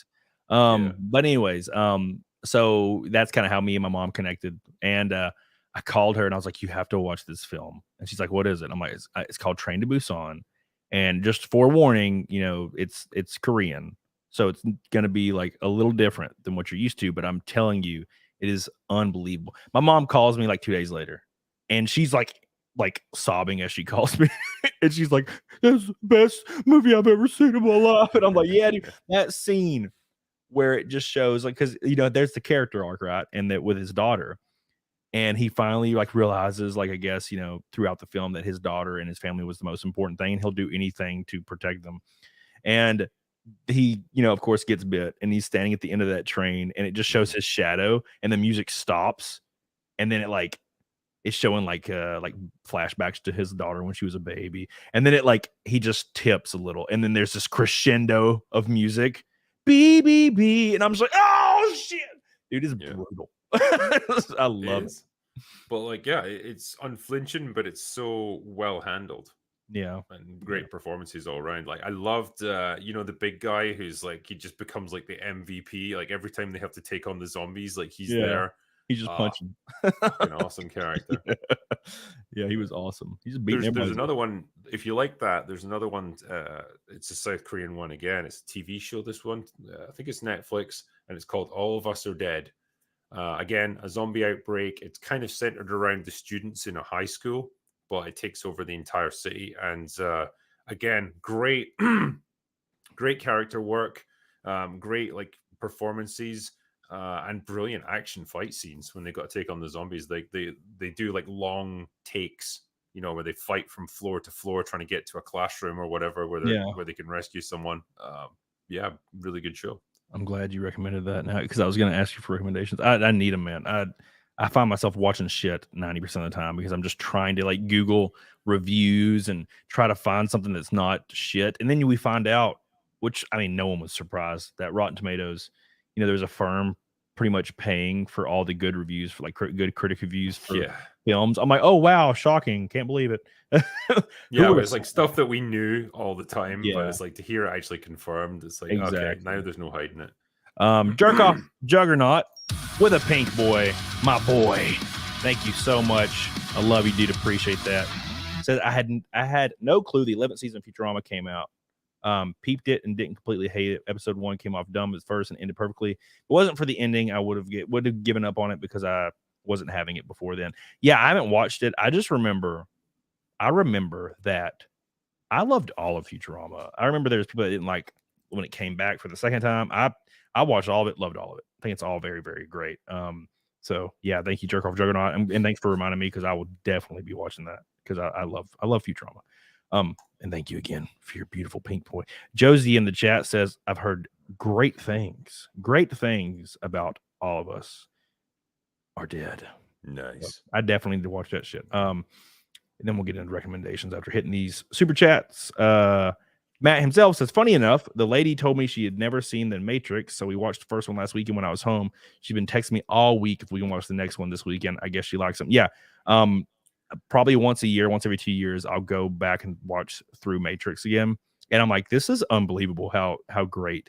The first one especially. I liked all three of them. The new one was I didn't like it. But a lot of people did not like Revolutions or Reloaded. I thought they were fine. I enjoyed them. So thank you, Matt. I appreciate you, dude. I love you. Sonia says, for the naked snake, an orange boy from the Orange Queen herself. We're there, by the way. We're like 30 away from Naked Snake. I can't do the math, but we're there. So Matt, what do we have to do? What's the threshold for the Naked Snake? 500 in super chats. Oh, okay. So now we're there. We're close. Matt himself says, almost forgot. Why are you gay? You already know, baby. You already know. Kara says, my film recommendations: Star Wars Backstroke of the West, only the best redub of Star Wars films. Backstroke of the West, is that an adult film, Karis? Sounds like a porn. Sounds like it. I'm totally cool with it. It reminds me of Cockknocker. Did you ever see Jay and Silent Bob Strikes Back? Oh Christ, it's been a long time now. Yeah. Yeah, Mark Hamill. Most of it. Mark Hamill is the bad guy at the very end, and his name is Cockknocker. And he's like, he has a red lightsaber, and it's limp, like a penis. And he's like, I'm Cockknocker, and he has a giant hand where he punches people in the dick. It's hilarious. Ironically, less humiliating than The Last Jedi for him. Exactly. He should have just been Cockknocker in The Last Jedi. FX Caliber says, saw Cold Skin last night. It got Ray Stevenson bonking a mer woman. Oh, well, let me fucking Google this. Hold on. Sign me up. Cold Skin. Yeah, I'll watch that immediately. I remember seeing Ray Stevenson in Dexter a long time ago. Yeah. And I was like, this glorious man. I just want him to hold me like a baby. So beautiful. Rest in peace. So yeah, we got Sonia. Gabriel says, have either of you seen The Matador with Pierce Brosnan? If not, I highly recommend it. He plays a burned out hitman, criminally underrated flick. Oh man, I've never even heard of The Matador. Damn. The Matador. I'm gonna do that. Last time we had a show, I did the same thing where I was typing all this. Matador. I need film recommendations and show recommendations to survive until next time we do a show. Wolf Spain watched the Jason Momoa Conan. Just watched the Arnold one. It's really boring. Also, I need to finish All of Us Are Dead. So everybody's apparently seen this but me. Damn it, Wolf Spain. I honestly, I'm trying to get Mauler to watch it because I'm convinced he will like it. He just keeps making excuses. But yeah, man, I don't think it made quite the splash that it deserved to. So we're at this portion of I want you to give me in the chat some, because I don't think you've ever steered me wrong. Like as you know, I've been watching your channel since day one, and I always watch films that you would recommend within reason, and I don't think I've ever been disappointed. So what are some good recommendations? Because you told me RRR last time we talked, and it was amazing.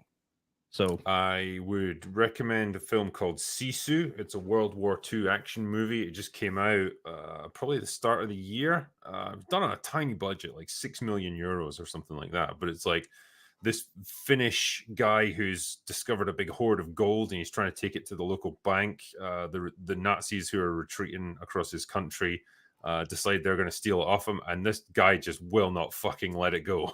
Like he's determined to get it back, no matter what they throw at him, and it's just like a one-man army kind of movie. But it's yeah, over the top, stupid, but amazing at the same time.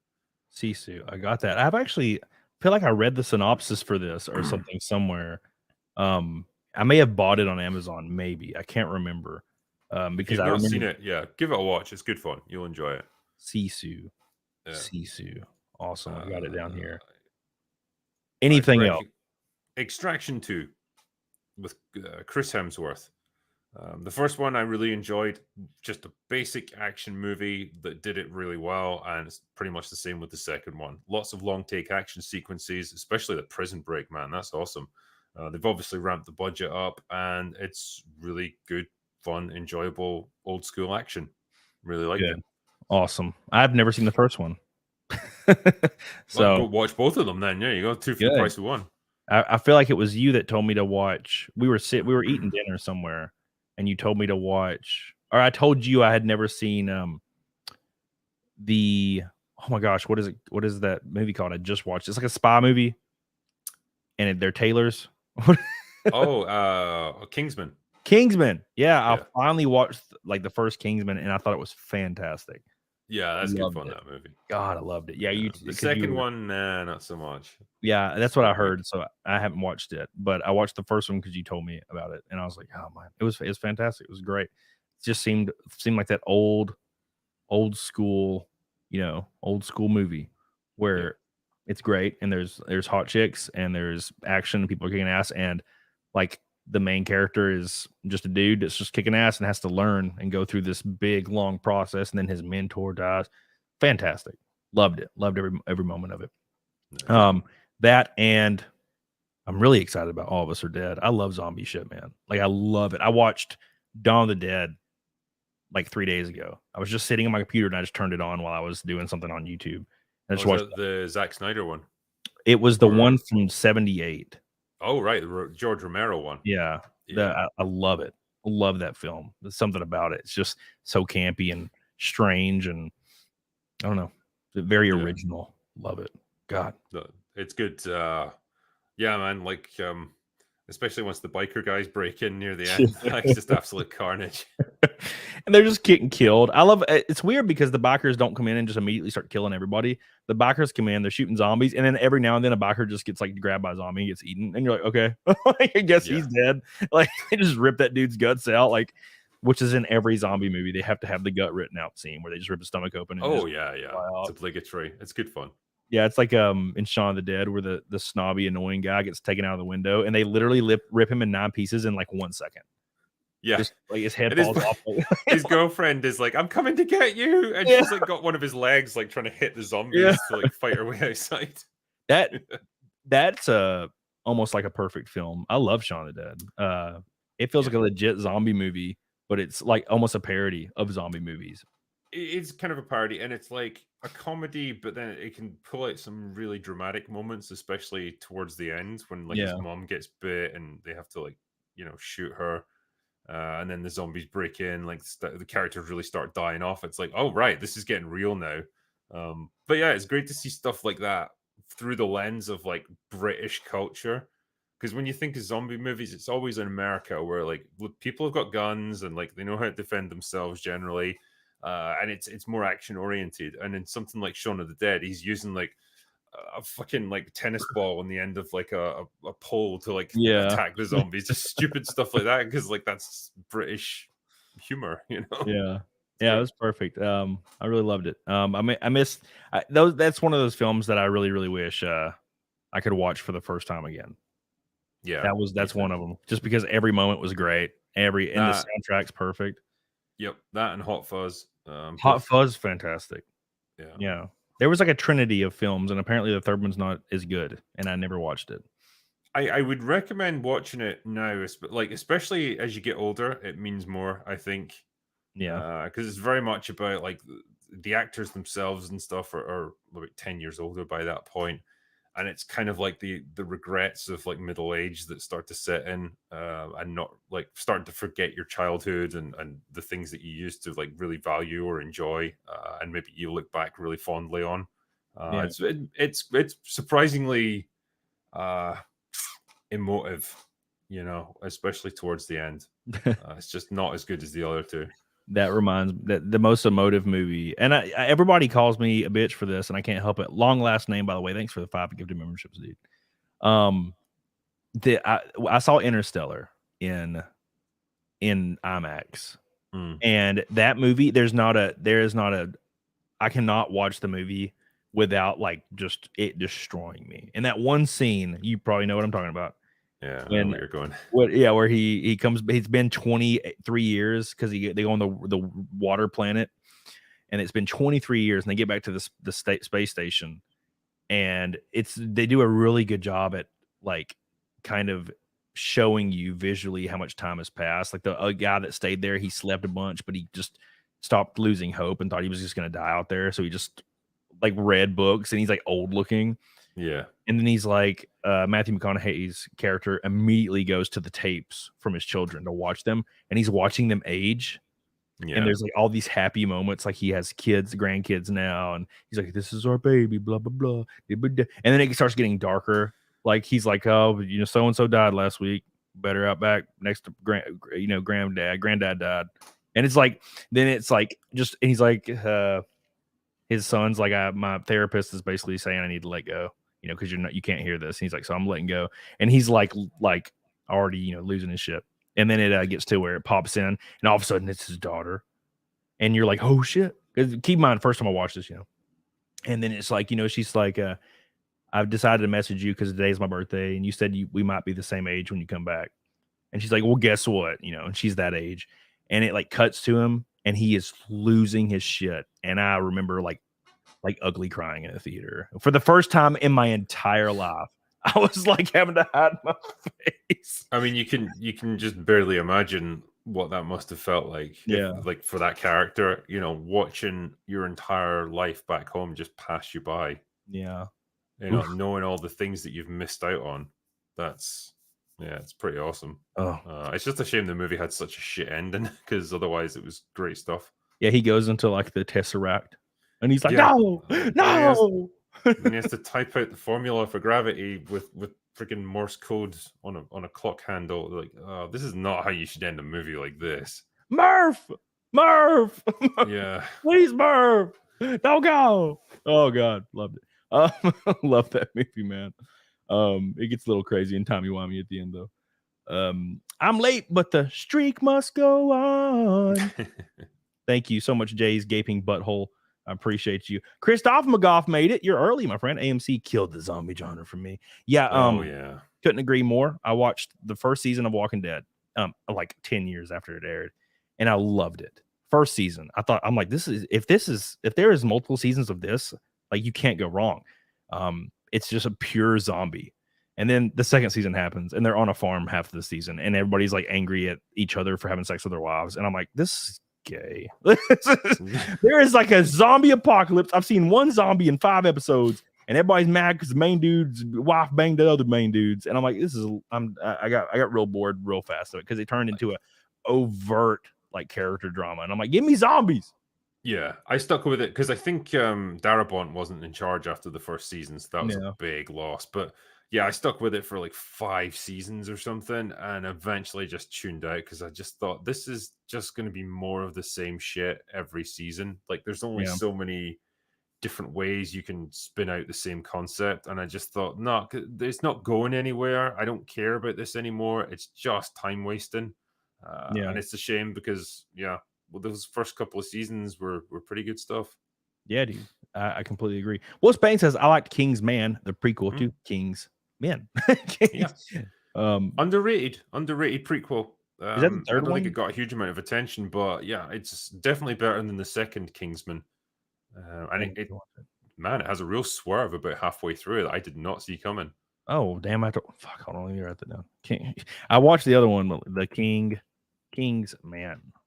Yeah. And it has that one dude that's been in a lot of stuff lately, and I really like him. Ralph Fiennes. Ray Fiennes, yeah. Ray Fiennes. What? I wasn't even close. His name looks like Ralph, right? But apparently you're meant to say it Rafe. So Ray. Oh, that makes a lot of sense. Thank you, Wolf Spain. Appreciate you, buddy. Speaking of appreciating Disco Cobra with a $50 super chat, says, just love a good action movie. I've never watched any movie more than The Matrix. To me, nothing comes close to the philosophical religious sci-fi action they created in the first movie.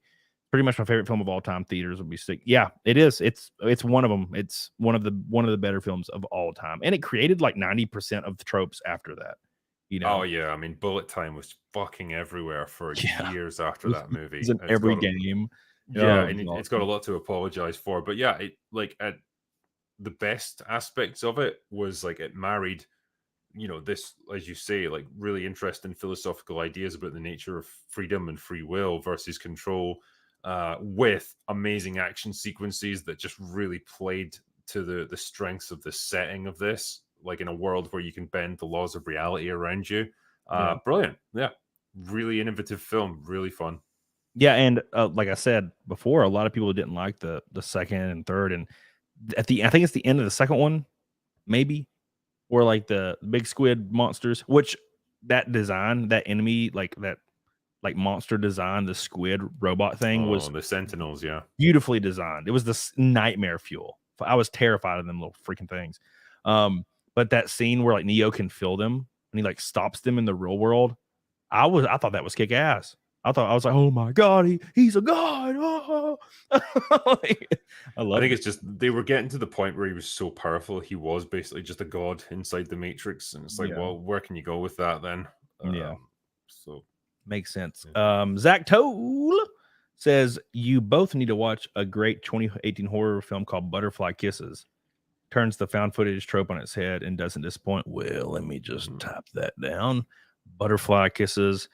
2018 film. Cool. I take it this is what happens to you as well, that you get so many recommendations, you're like, shit, man, I'm never going to be able to keep up with all these. Yeah. I saved them all in like a folder on my phone. Yeah, I've got this. I have a theater in my house. When I bought my house, there's like a mother-in-law suite, and it's like half of my house. So I was like, nah, fuck this. So I just got theater seats, and I put a big projector up with a giant screen and all these posters and painted it like stark black, like matte black, the whole room. And I just watched, and I'll be sitting in my chair and I'm like, I don't know what to watch. So I always go to my folder, and I ran out recently. So now, thank God. Thank you, Karis. Yeah, he's been to my house. He said the theater is amazing. I appreciate that. Thank you, Zach. Appreciate you. And Matt himself says the sound engineer for Interstellar is amazing. First time I watched it was on 912 Dolby home theater. Yeah, that's my favorite part. I mean, I remember the day after I watched it, I sat down at my grand piano and found the root notes for like the main melody, because it replays the melody over and over, and I just jammed it for hours. And now I can go back and play it all the time and just kind of change it slightly. Really enjoyed that. One has to go, Drinker. Deadpool 1 or 2 or Blade 1 or 2. Ooh, I'd probably say Deadpool can go. It's a tough one, but I really like Blade 1 and 2. I agree. I think I agree with that. It's just too classic. Matt sells the South Park episode about We Need Our Keanu Reeves episode was sick. Let's go, Kenny. All right, boys. We hit the Naked Snake goal, surprisingly, for the 213th show in a row. Rake and Knight on Rumble, by the way, said, well, now I need to see Critical Drinker do Naked Snake with a $25 Rumble rant. I appreciate you guys so much. So if you want to do this, Drinker, you can. All it is I play the Naked Snake song, which is Snake Eater for Metal Gear Solid 3. Yeah. And I just peel my shirt off when the chorus hits. That's it. So I'll follow your lead then on this one. That's the whole thing. It's real easy. All right. I had who did I have do it recently? Nick does it every time. Zia does it with me every time, and she's a woman. Her boobies are big. She's just got like a tiny bra every time, and it's just like giant boobies. I'm like, well, this works. There's a reason why I hit Naked Snake every stream with Zia in the first 5 minutes. Because they're like, well, there's Zia naked again. I'm not wearing my bra tonight, but I'll give it a go. You me neither, man. I'm letting them all hang out. Letting them all. Dude, no joke. If I was a woman, If I was an attractive woman, if I could trade places with Zia and just be a woman, God, could you imagine, drinker? Imagine your never leave my room. Yeah, oh, that's true. But imagine your amount of success, and then just like literally just change your appearance to like being a beautiful woman. Like you would be unstoppable. They would just elect you president of every nation, probably. Just, there you go. I will form my own world government. I'm taking over everything. Everyone has to come to my office. I would be just like those old kings back in those like weird government structures where if a peasant or someone got married, the king had to like have sex with their wife. Oh yeah, prima nocte. That would be me. I would be the king that was banging your wife, unless she was like, I shall bless this union. Yes, personally. Let's consummate this marriage. Come here, baby. Unless she was like real like 400 pounds. I'm like, here I can't. I'm gonna leave this to you, my husband. Here's a paper. I'm notarizing it. Here you go. You're married. Wait, why don't you want to bang my wife, King? I have a cold today. I'm not feeling it, but I want you guys to be happy. So here's the notary. But anyways, I want to thank you, Drinker, so much, my man. 13 likes from 700. Make sure you guys spam likes real quick. I'm going to set up a redirect just so I don't forget later because I forgot last time and I felt bad. And we got what is this? No one just stream? Does no one stream this early, Drinker? It's so different. Wow. It's so different because when I have you or I have Steph the Alter Nerd on or like Gush G or anybody from overseas, like no one's streaming it, and can't really redirect anybody. I think I'll redirect to Mark the Cyborg. And Mark the Cyborg. Yeah, I'm saving my streaming for tomorrow night. Oh yeah, well I'll be watching. I mean, I'll be in Nashville again, hanging out with everyone. But I will definitely we'll pull it up on the screen. All right, we'll do John Malin because I also love that man. All right, thank you guys so much. It's time for the 213th Naked Snake in a row. Make sure you spam the likes. Make sure you spam all the blue boys and join my locals. I will be streaming exclusively on locals later with Cecil in my house. I have a discount code Camelot2 to get $10 off. Make sure you go do that so I can be as successful as Drinker one day. Let's do this.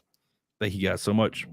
It's time again for Naked Snake. It's gonna be a lot of fun, and it's right up your alley because Jesse's been explaining your book to me, and it sounds kind of Metal Gear Solid. Yeah, there's bits of that to it for sure. Yeah, she tells me everything about it. Well, here we go. Once the verse starts, I'm going to take my headset off so I can put my headband on, and then I'll let you know. Naked Snake. Naked Scotsman, yes. There you go. Thank you, Monkey Man. Already starting. We haven't even started. He's already started. All right. We got about 30 seconds. Here we go. Okay. With darkness and silence through the night. Don't even have a bandana to wear, damn it. Here we go. I'm searching. Thank you, Anjali. I appreciate you. You ready, Drinker? I'm ready. All right. 213 times in a row. Here we go, boys.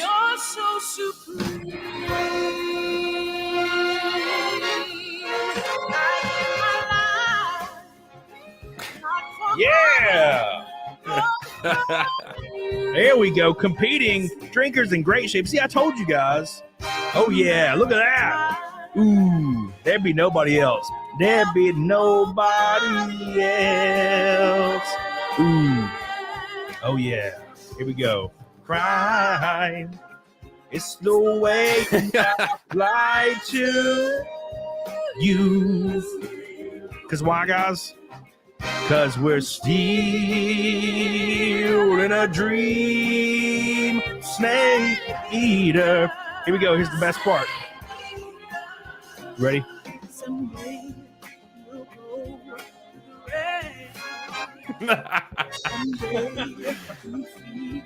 I ain't gonna pretend that I can do that. It's a special talent. Thank you guys so much for 213 in a row.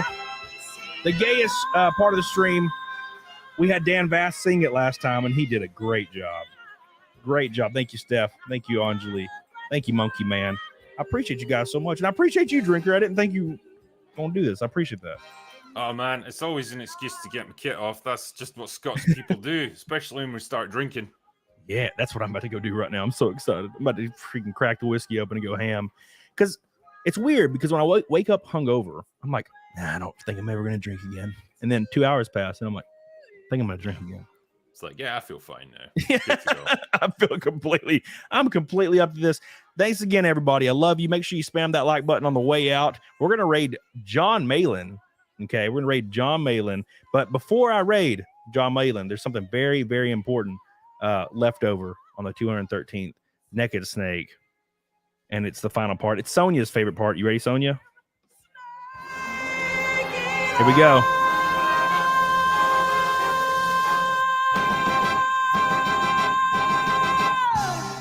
Amazing. Thank you guys so much. Love you. Appreciate you guys so much. And Matt himself, the last one, says, oh yeah, this is why we're all gay. That's for damn sure. Appreciate you guys so much. Love you. This stream will, of course, be live on the channel, be live on Rumble, be live on all that. Follow me on Locals. Make sure you put the, you're already doing it in the chat. Thank you, Sonia. She's so good to me. She's so good. And I'll see you guys. I think Friday I will do the Zia show, because Saturday I have a live show in Nashville on stage with Nick, a comedy show. So I won't be doing a show Saturday. So thank you. Appreciate you. Thank you again so much, Drinker. I appreciate it. Thanks, man. Appreciate you coming on, and we'll see you guys next time. Get the hell on it, doggone it.